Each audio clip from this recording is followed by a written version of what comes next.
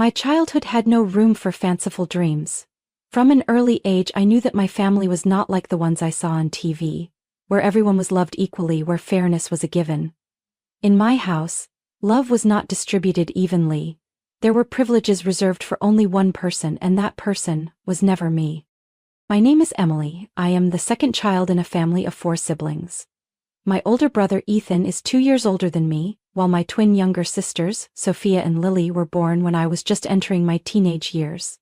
We lived in a small town where everyone knew each other, but that only made the difference between Ethan and me even more obvious in the eyes of others. From a young age I learned to be responsible. While other kids played outside, I was in the kitchen helping my mom prepare dinner. While my classmates joined after-school activities, I was changing Sophia and Lily's diapers, or rocking them to sleep through their endless crying. "You're the big sister, you have to help your mom," was a phrase I heard so often that I couldn't even remember the last time I had a free afternoon. My parents, Mark and Linda, were hardworking people. My father was a machine repairman at a mechanical factory, working long and exhausting shifts. My mother was a part-time cashier at a small grocery store, spending the rest of her time taking care of the family. We weren't wealthy, but we weren't destitute either. However, what felt most unfair to me wasn't the lack of money. It was the blatant favoritism my parents showed toward Ethan. "He's the eldest son," my father would say with pride, his rough hand ruffling Ethan's hair. "One day he'll carry on the family name." Those words echoed in my mind, like a constant reminder that I was only the second child. Not the eldest son, nor the youngest daughter who would be doted on. Ethan was treated as someone special. He was prioritized in everything, from getting the best meals to receiving the most expensive birthday gifts, to opportunities I would never be given. When Ethan turned 16, my parents saved up to buy him a used car for school.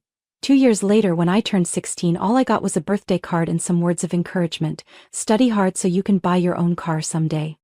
I didn't hate Ethan, he wasn't arrogant or intentionally dismissive of me. But that only made it worse.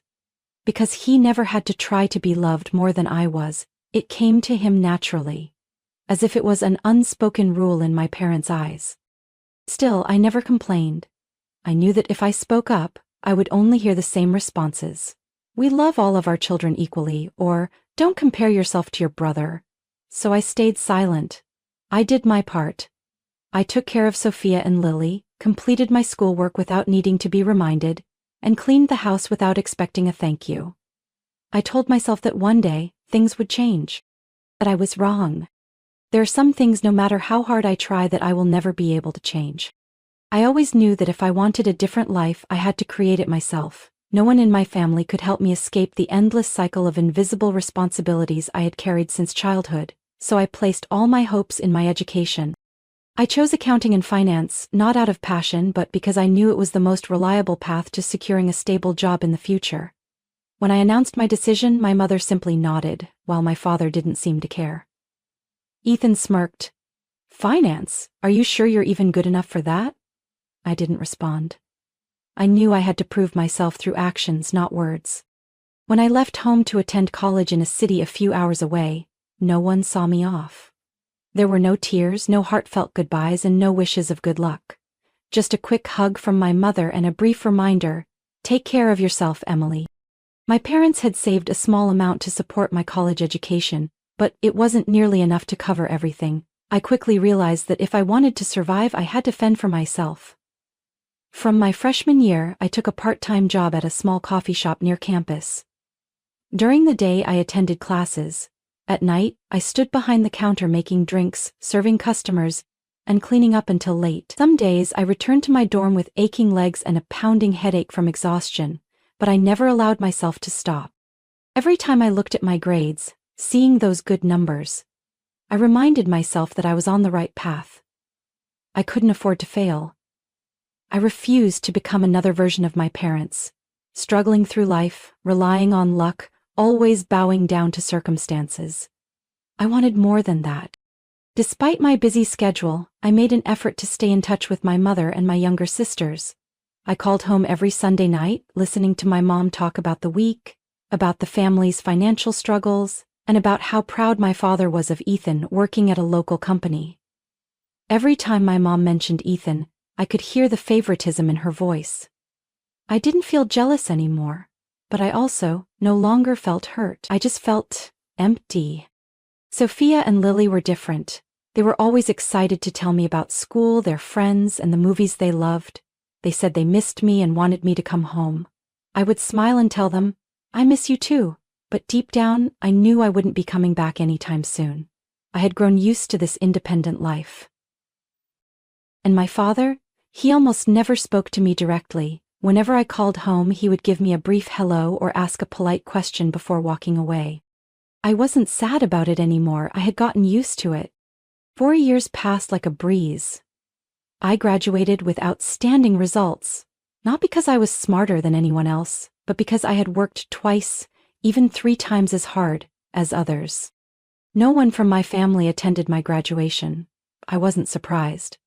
My mother said my father was busy, and Sophia and Lily had no one to bring them. Ethan? I didn't even expect him to come. But none of that mattered. I had made it here on my own, and I would keep moving forward the same way. Right after receiving my diploma, I got a job offer at a major financial firm in the city. The salary wasn't high, but the opportunity for growth was there. When I called my mother to share the news, she was silent for a moment before asking, "So, you're not coming back home?" I had been waiting for that question. And I already knew my answer. "No, Mom, there are more opportunities for me here." On the other end of the line, my mother sighed. I wasn't sure if it was disappointment or acceptance, but I didn't need her congratulations. I just needed her to understand that I had chosen my own path. I didn't belong to that small town anymore. I didn't want to return to a place where I had always been a shadow behind my brother. I had stepped into a bigger world, and I had no intention of stopping. What I didn't know was that no matter how much I tried to escape my past, it would still find its way back to me. And one day I would have to face it. I never thought I would return home so soon. After 4 years away, I had grown accustomed to the fast-paced life of the city, the towering buildings, the tense meetings, and the endless demands of work. But then, an unexpected offer from my company changed everything. They wanted to open a new branch in my hometown and needed someone capable to manage it. I had spent the past few years proving myself through successful projects and strong leadership. When my superiors asked me to take on this role, I didn't need much time to consider. It was a big step in my career, an opportunity I couldn't turn down. My mother was thrilled when she heard the news.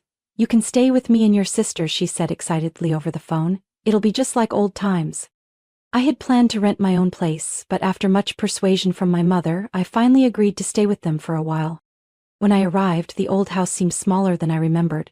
The porch, the front door, it was all the same, yet something felt different. As soon as I stepped inside, Sophia and Lily ran up to hug me, chattering excitedly about everything that had happened in my absence. My mother was busy in the kitchen, while my father simply nodded at me before turning back to the news on TV. I wasn't surprised. Ethan wasn't there. My mother said he had moved out to live with his fiancée. The first time I heard about Madison was through my mother. Madison came from a wealthy family. Her father owned a large company and Ethan worked there. "She's a bit special," my mother said hesitantly. I could already guess what that meant. My first encounter with Madison happened not long after I returned home. That evening, Ethan brought her over for dinner. When the door opened, I saw my brother dressed sharply in a suit, looking more successful than before.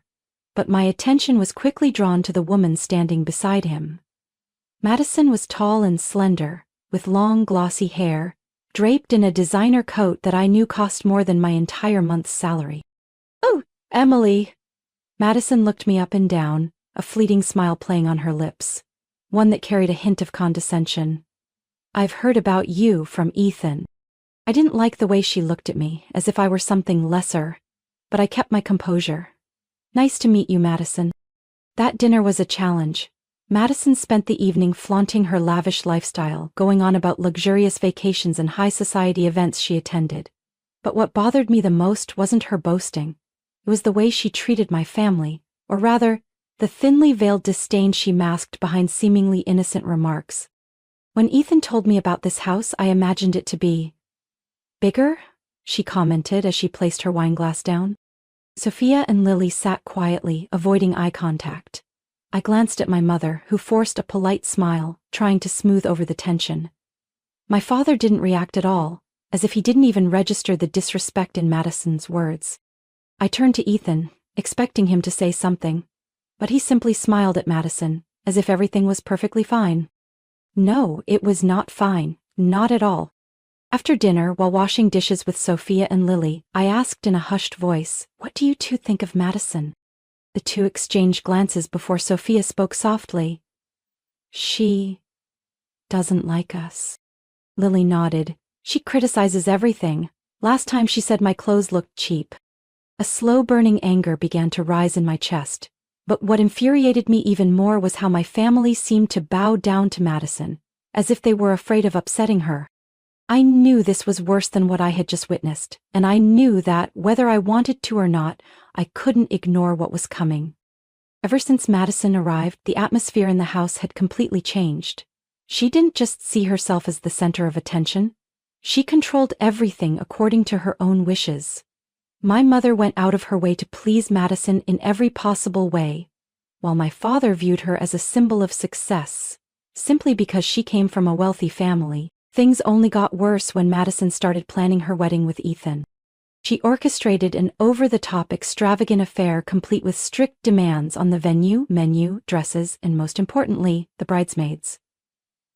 Despite not wanting to, Sophia, Lily, and I were all forced to be part of Madison's bridal party. "We're going to have a special dance at the reception," Madison announced one evening, her gaze sweeping over all of us. "Every bridesmaid needs to rehearse to make sure it's perfect." I frowned. "A dance?" Madison let out a laugh, but there was something mocking in her tone.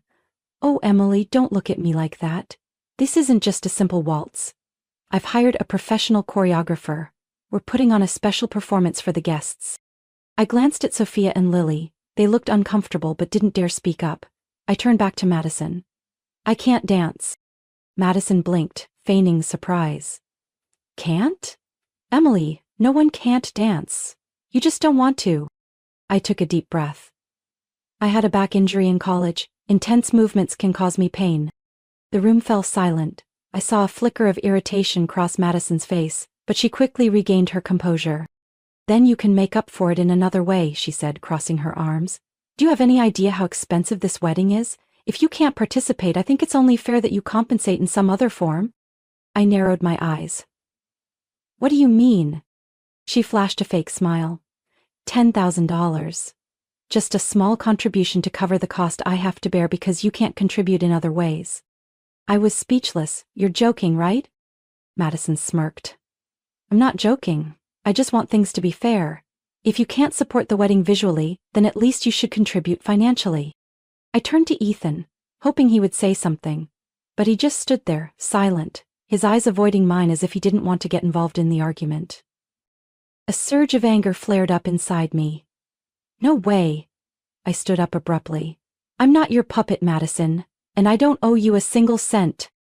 Madison raised an eyebrow, feigning surprise. "Really? Then I think you should reconsider. Because if you don't help, your family might find themselves in a difficult situation." I looked at her, then at my parents. They sat still, saying nothing to oppose Madison. That was the moment I realized I was completely alone in this house. I shook my head, feeling a deep sense of disappointment. "If you're all choosing to let her control everything, then fine, but I won't be a part of it." I walked away, my footsteps echoing through the house. As I reached the door, I heard my mother calling after me. "Emily, you can't do this.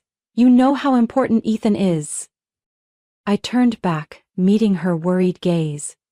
"Mom, is Ethan so important that you're willing to let Madison disrespect this entire family?" She didn't answer, she just lowered her head, as if she didn't want to face the truth. My father spoke up, his voice cold. "If you can't support this family, then maybe you shouldn't be here." I clenched my fists. "Fine." I stepped out, not looking back. I knew this was the end of something. The next day I packed my things and moved into the apartment my company had arranged for me. For the first time in years, I lived alone, free from the weight of my family's expectations. But deep down I knew this wasn't over. Madison wasn't done with me. And my family still didn't realize what they had lost. 3 months had passed since I left that house. I had grown used to living on my own. Work kept me busy, leaving little time to think about my family. The calls became less frequent, from both sides. I no longer reached out to my mother, and she didn't try to contact me either. Sophia and Lily occasionally sent short messages, but even those felt hesitant, as if they were afraid of being caught. Then, one rainy night, a loud, urgent knocking at my door startled me. When I opened it, I froze. Sophia and Lily stood there, drenched, their faces pale from the cold and exhaustion. "Emily, can you help us?" Sophia asked, her voice trembling, thick with tears. I pulled them inside, quickly grabbing towels to dry them off. I looked at my sisters. They looked completely different from the last time I saw them. Their clothes were wrinkled, their eyes sunken with dark circles from lack of sleep, and it was clear they had been crying a lot. "What happened?" I asked, trying to keep my voice steady. Lily choked on a sob. "We can't stay there anymore." And then little by little they told me everything. Ever since I left, Madison had taken complete control of the house. She didn't see Sophia and Lily as sisters-in-law but as unpaid servants. They were forced to do everything. Clean the floors, do the laundry, cook. All just to serve Madison. "She even made us hand wash her clothes," Sophia said, her eyes red and swollen. "She said the washing machine could ruin her designer outfits." Lily clenched her fists. "That's not even the worst part. If we made a single mistake, she would call Mom and tell her we were being disrespectful. And Mom always took Madison's side." My chest tightened. "What about Ethan?" Sophia let out a bitter laugh. When I had never heard from her before, he did nothing. There was a time she screamed at us right in front of him and he just sat there, watching, like we deserved it. Anger surged inside me. I had always known what kind of person Madison was, but I never imagined my parents would allow this to happen, without stepping in. I looked at my sisters, still shivering from the cold and from the hurt they had endured. I knew I couldn't let them go back there. "You're staying here with me," I said firmly. "No one has the right to treat you like that." Sophia and Lily broke down into tears again, but this time it wasn't from fear. It was from relief. The first few days were an adjustment for all of us. My apartment wasn't big, but it was enough for us to have our own space. I helped Sophia and Lily make plans for their future. Sophia wanted to find a part-time job to save money, and Lily wanted to continue studying to have better opportunities. I used my connections at work to get Sophia a job at a small bookstore where she could work in a healthy environment. Lily enrolled in a short-term graphic design course, something she had always loved but never had the chance to pursue. At first, my mother kept calling, insisting that they return home. "Family is the most important thing, Emily," she said. "You can't let your hatred for Madison tear this family apart." I gripped my phone tightly, trying to stay calm. "What family, Mom? The family where you let Madison mistreat them? The family where Ethan treats his own sisters like servants? The family where Dad only cares about Ethan's reputation?" Silence on the other end. My mother sighed. "Is this really your decision?" I looked at Sophia and Lily. Both nodded without hesitation. "Yes," I said. "This is our decision." After that, my mother never called again. As time passed, the three of us began building a new life. There were no parents by our side, no recognition from the people who were supposed to love us the most. But we didn't need that anymore. We had each other, and that was enough. With time, our lives slowly stabilized. Sophia worked hard at the bookstore, saving every penny for her future. Lily excelled in her graphic design course, her eyes lighting up every time she talked about a new project. I continued pushing forward in my career, determined to provide the best for my sisters. The calls from my mother stopped completely. No one from my family reached out. Not my father, not Ethan. I should have felt heartbroken, but strangely I felt relieved. I no longer had to try to please people who had never truly prioritized me. I no longer had to fight for a sliver of fairness in that family. One day, while organizing the closet, Lily found an old photograph. It was a family picture from long ago, when we were still kids. In the photo, Ethan stood beside my father, both of them smiling proudly. My mother held Sophia and Lily in her arms while I stood slightly behind them, my smile hesitant and forced. Lily looked at me, uncertainty in her expression. "Do you miss them?" I didn't answer right away. I stared at the picture for a long time, feeling the old memories rush back. Some happy moments, but mostly pain. I think I do, I said slowly, but not in a way that makes me want to go back. Sophia sighed. I used to think that one day, Mom and Dad would realize they were wrong, that they would change. I shook my head.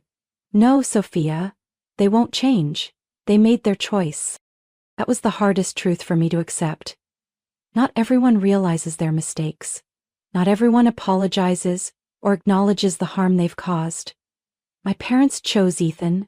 They chose Madison. They chose wealth and status. They never truly saw Sophia, Lily, or me as priorities. But that didn't matter anymore. I looked at my sisters. We had been through so much pain, yet we were still standing, stronger than ever. We had learned to live without seeking validation from our so-called family, because real family isn't about blood, it's about love, respect, and care. Do you regret it? Lily asked softly. I smiled, feeling a peace I had never known before. No, I said, I've never felt this free. We might not have a traditional family anymore, but we still had each other, and that was enough. No matter what our past had been, we would continue moving forward. Strong, independent, and no longer bound by things that weren't worth it. Emily's story reflects a reality many people face. Sometimes, family isn't a place of fairness or unconditional love. Some people never change. And blood ties don't always mean genuine connection. The most important thing is recognizing who truly values and respects us. Like Emily, sometimes we have to let go of the past, build our own future, and find happiness with those who truly deserve it, rather than chasing validation from people who never appreciated us. What do you think about Emily's story? If you were in her situation, what would you do? Share your thoughts in the comments, and don't forget to follow the channel so you won't miss more stories about life, family, and valuable lessons.